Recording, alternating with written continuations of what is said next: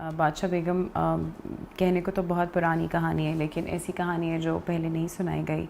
Sibling rivalry के ऊपर, power in politics and जो ईगोज़ होती हैं फैमिलीज़ के अंदर, जिसकी वजह से भाई भाई का नहीं रहता, बहन बहन की नहीं रहती। ये बहुत पुरानी कहानियाँ हैं जो आई थिंक अब वक्त आ गया है कि हम इनके बारे में भी बात करें और सुनाएं। इज्जत को हमेशा औरत से ही मंसूब किया जाता है और कुर्बानी भी हमेशा औरत को ही देनी पड़ती है। शायद इसीलिए तो जब ये रोल ऑफर हुआ तो क्या तासुरात थे आपके? ऑब्वियसली किसी की भी ज़िंदगी में ऐसा रोल अगर ऑफ़र हो जहाँ पर वो इतने सारे लेयर्स हैं, इतना सारा this so much to explore, कोई भी मना नहीं करेगा। बादशाह बेगम लग तो प्राइमरीली यही रहा है कि एक औरत की कहानी है, बट एक औरत की कहानी नहीं है। ये उस औरत के साथ साथ जो बहुत सारे लोग जुड़े हैं उनकी कहानी भी है। ये वो पाक जगह है जहाँ से पीरापुर की रूहानी ताकत और रिवायात ने जन्म लिया था। जैसे हमने बात की कि एक फैंटास्टिकल वर्ल्ड है हमने क्रिएट की है जिसका नाम पीरापुर है। वहाँ का सिस्टम कैसे चलता है, वहाँ औरत मर्द किस तरह चीज़ों को चलाती है। औरतों को पावरफुल दिखाना इम्पोर्टेंट उतना नहीं है जितना सब्सटैंशियल दिखाना इम्पोर्टेंट है। आप कॉफ़ी पे मेरे साथ चलेंगे? एक्चुअली अगर आप फ्री हैं, मैं बोर हो रहा था और आपकी पोइट्री बहुत अच्छी है, तो मैंने सोचा आप मुझे कोई अच्छी बात ही सुना देंगी। अली, अगर मैं गलत नहीं हूँ तो हम जैसे अभी बात भी कर रहे थे, आप वो वाहिद मेल कैरेक्टर हैं शायद जो ज़ारा के भाई नहीं हैं इस ड्रामा में। ठीक है, तो आप लोगों का खानदानी ताल्लुक नहीं है, बाकी सभी सिबलिंग्स हैं। सो एक रोमांटिक आप लोगों का सीक्वेंस है। कभी कभार होता है, मुझे काफ़ी दफ़ा मुझे वो जेलसी भी हुई है यार कि यार मुझे तुम लोग की पॉलिटिक्स में इन्वॉल्व होना है। इतना इनका इंटेंस एक फैमिली स्ट्रक्चर है और ऊपर से इतनी ज़्यादा पॉलिटिक्स हो रही हैं।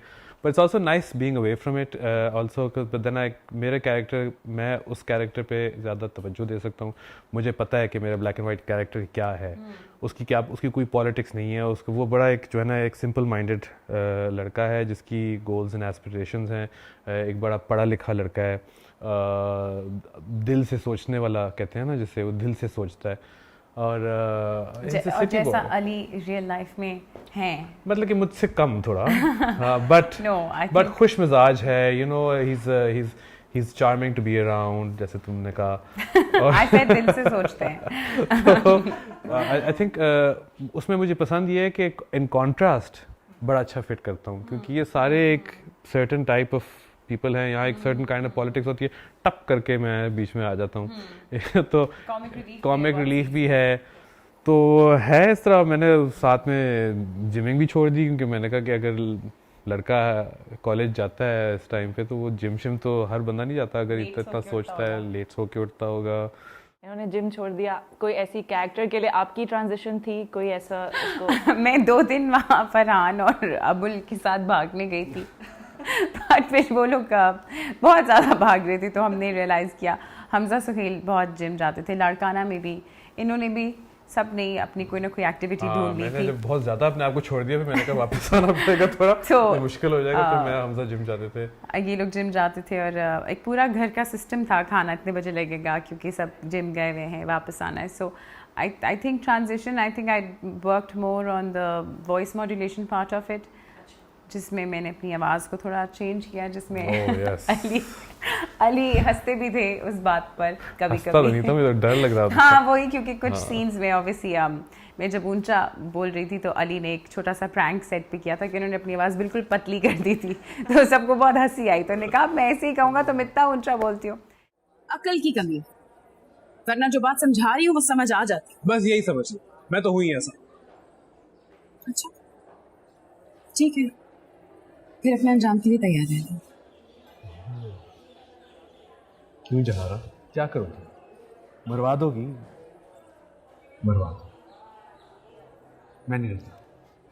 मुझे अपनी कंफर्टेबिलिटी और कॉन्फिडेंस का बहुत सारा क्रेडिट अपने सेट के मर्दों को देना है, बिकॉज़ जब आप सेट पे होते हैं तो फेलो एक्टर्स उनके रिएक्शन के ऊपर आप फीड करते हैं, और बी इट माई डायरेक्टर या मेरे प्रोड्यूसर या मेरे मेल एक्टर्स, इनके साथ सीन में whatever I have wanted to do, चाहे गन पकड़नी है या खंजर निकालना है या धक्का देना है।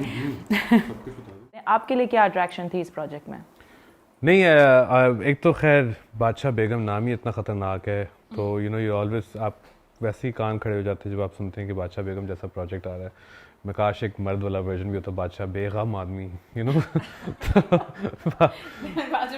बेगम, मतलब कि बिल्कुल ही बेगम हूँ। बट तो also Bakhtiyar fit me well, so and I had to look at, मैं at the end of the day मुझे ये भी देखना है कि जो आपका कंज्यूमर है, जो ऑडियंस है, वो बिलीव कर पाएगी, उन्हें वो ये तो नहीं कहेगी यार ये कहाँ से लगता है इंटीरियर का या ऐसे कुछ हम लोग करते ये थे कि हमारे आई थिंक सबसे बेस्ट जो मज़े का टाइम होता है कि हम लोग शूट से फारिग होते थे, क्योंकि हम सारे एक ही हवेली में रह रहे थे, तो एक बॉन्डिंग बहुत हम सबकी या डिनर के बाद ग्रीन टी और डिनर चाय के बाद ग्रीन टी, और वो भी बॉनफायर, ठंड थी तो हम एक बॉनफायर बनाते थे और हम फिर चाय स्टोरी सुनाते थे, एक्सपीरियंसेस एक दूसरे को सुनाना, वो I think was very nice. उसमें मतलब एक डरावनी कहानियां भी, फिर वो भी हमने एक दूसरे को डराया भी, और फिर उसके बाद हम एक्सपीरियंसेस एंड फिर हम फिलॉसफी की बातें, शहजाद नवाज साहब सच अ वेल रेड मैन, शायरी पता नहीं क्या और बड़ा हमें एंजॉय किया। फरहान से गाने भी सुने हमने मज़ा आया, it was a very good experience. तरह अटायर या उस लुक और फील के लिए कोई ऐसी चीज़ थी दैट यू प्रैक्टिस, ये सब कैरी करना, गन वगैरह, या पास्ट का आपका कोई एक्सपीरियंस था? Actually no, my father is a soldier, retired army officer है, तो गन्स तो मैंने देखी अपने घर में, कभी यूज़ नहीं की, बट सेट पे जब मैं जाती थी और मेरे हाथ में कोई सीन में गन आती थी तो खिज़र कहते थे कि अब भी एक्साइटेड हो जाएंगी और ये सीन पे फोकस नहीं करेंगी, तो मैं गन हटा रहा हूँ सीन से, तो कहती नहीं, एक बहुत ही एक्साइटिंग चीज़ थी मेरे लिए। बट दोनों हाथों से उठा लिए, कभी एक से AK-47, कभी दूसरे, तो मैं गन इंस्पेक्टर था सेट पे। हाँ, ये देखते थे कि सारी चेंबरें सब सेट हैं, सब चेंबर एम्प्टी है, मैगज़ीन खाली हैं या नहीं है, क्योंकि आजकल जो है सेफ्टी आपको अपने हाथ में लेनी पड़ती है, तो बस आई थिंक फिजिकली तो मैं इतनी हूँ काबिल के गन उठा लूँ, शायद बंदा भी उठा लूँ अल्हम्दुलिल्लाह, तो उसकी तो मुझे फिक्र नहीं रही। हाँ, बट आई थिंक सारे प्रोसेस में हमने, क्योंकि मेरे जो कपड़े हैं वो उसमें नीचे एक बादशाह बेगम का पूरा जोड़ा, उसके नीचे बूट्स हील वाले पहनने पड़े थे, तो कमर रह गई है थोड़ी सी। ऐसी क्या बात है कि मैं भी अंदर नहीं जा सकता? हुजूर, वो मुझे नहीं पता। ठीक।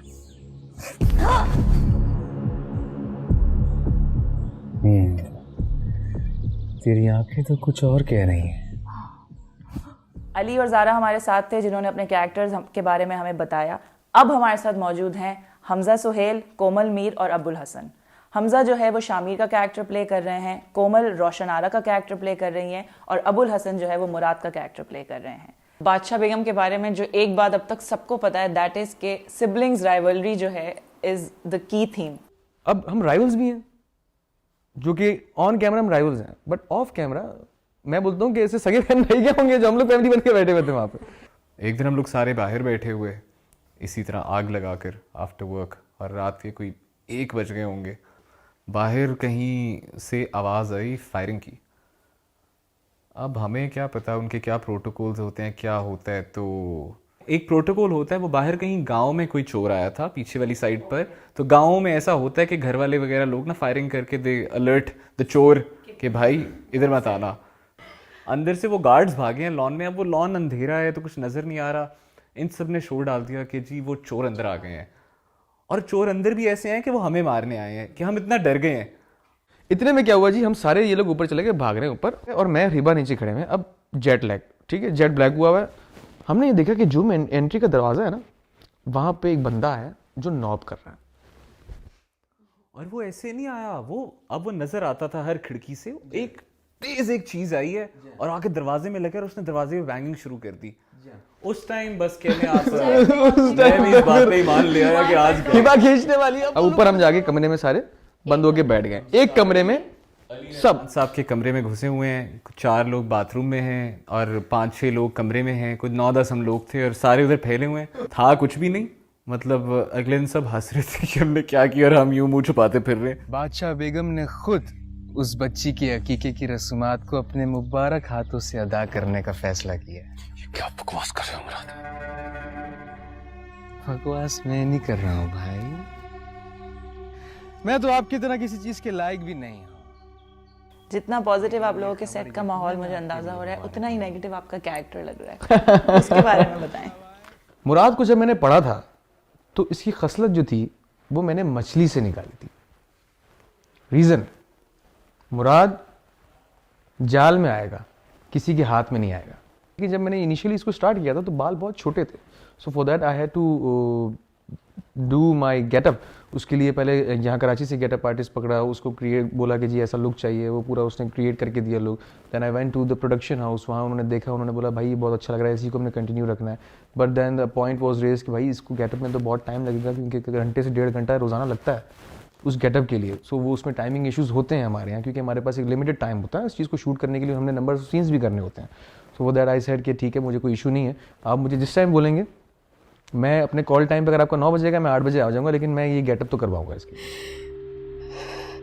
बख्तियार सिर्फ मेरा है, सिर्फ मेरा, तुम नहीं छीन सकते उसे मुझसे। कैरेक्टर्स की हम बात करें तो आई थिंक रोशन आरा का character is grey. People tell me that I don't, my face, I have a very baby face. तो उसके साथ नेगेटिव कैरेक्टर को कैरी करना वो कैसे होगा? तो और then again third thing was कि इतना जल्दी करियर में नेगेटिव कैरेक्टर करना भी चाहिए या नहीं। बिकॉज आई रिमेंबर जब मुझे बादशाह बेगम ऑफर हुआ था, मैं बेनाम की शूट कर रही थी एंड हम जहाँ शूट कर रहे थे वहाँ एक आंटी थी जो कि मेरा ड्रामा बहुत पसंद कर रही थी and she came up to me and she was like कि I really like your work, ये वो, what are you doing next? तो I told her, I was like I am doing a negative character next. She goes like कि मैं तो नहीं देखूंगी। मैंने कहा क्यों आंटी? कहती है नहीं, मैं तुम्हें नेगेटिव कैरेक्टर में नहीं देखना चाहती। कुछ हिडन ट्रॉमाज हैं रोशन आरा के, जिसकी वजह से वो वैसी है जैसी वो है, और वो हिडन ट्रॉमाज कभी कभी नज़र आते हैं। Like if she is screaming तो कहीं ना कहीं उसका एक मोमेंट होगा जहाँ वो she is breaking down, right? Because then again वो एक इंसान है, वो कोई डायन तो है नहीं कि हर वक्त बस वो अपने वैम्प मोड में हो। इन किरदारों से हम बिल्कुल कॉन्ट्रास्ट की बात करेंगे तो Shamir is the good boy, जितना मुझे समझ आया है। सो उसके बारे में बताएं। Shamir is relatively yes very positive compare to वो सारे बहन भाई, लेकिन जब वो भी इस फैमिली के साथ आकर रहना शुरू कर देता है और घुल मिल जाता है, तो वो कहते हैं ना, खरबूजे को देखे खरबूजा रंग पकड़ता है।